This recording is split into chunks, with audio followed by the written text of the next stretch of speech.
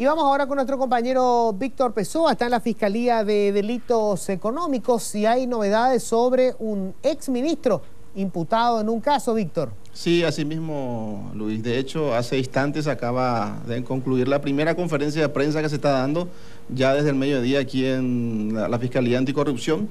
Vamos a conversar con el fiscal José dos Santos. En principio estamos hablando ya de la imputación de Luis Alberto Reyard, exministro de Educación, como así también de otros funcionarios, como ser, por ejemplo, José Albino López Pistilli, Luis Fretes Prieto.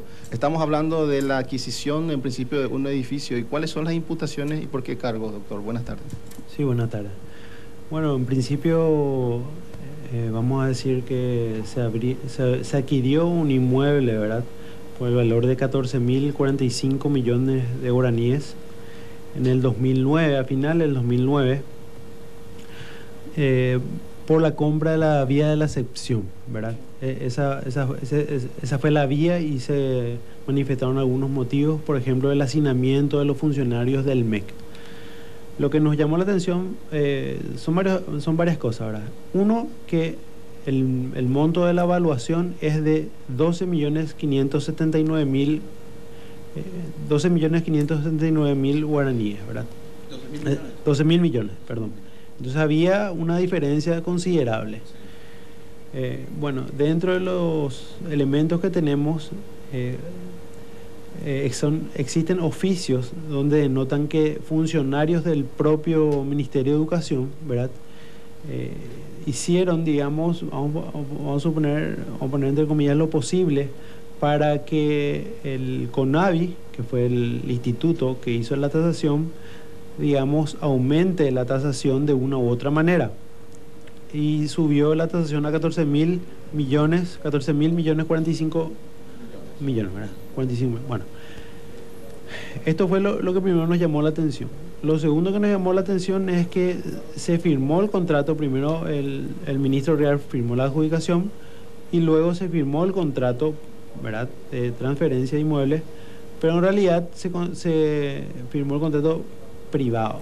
En realidad no se firmó la escritura pública. Por ende, se pagó este monto, ¿verdad?, pero no se transfirió el inmueble a favor del Ministerio de Educación y Cultura.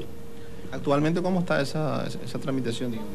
Bueno, actualmente sigue a nombre de la señora María Josefina Escabone, que es la vendedora. Realmente esto llama la atención que fue en el 2009, final del 2009, principio del 2010, y recién el año pasado se demandó por obligación de hacer escritura pública.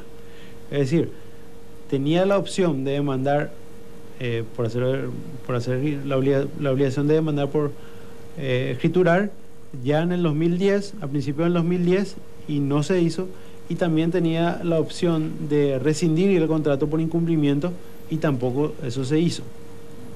También cabe destacar una situación. En el contrato privado, ¿verdad?, consta que la posesión del bien se iba a transferir recién a los 3 meses del contrato, de la firma del contrato. Entonces nuestra pregunta es, ¿por qué alegamos la urgencia si finalmente le obligamos al vendedor a que transfiera la posesión luego de 3 meses? Y por otro lado, lo que llama también la atención es que en el 2011 se llamó a una licitación para reparar y remodelar el edificio. Entonces se compró vía excepción, pero se llamó a licitación para la reparación. Hay varios elementos entonces que tenemos que no sabemos por qué alegaron la urgencia. Es decir, lesión de confianza. Sí. Es lesión de confianza. ¿Por qué entonces adquirimos vía la urgencia si finalmente vamos a tener que remodelar? Porque cabe destacar que el edificio en su mayoría estaba preparado para la vivienda, no para oficinas.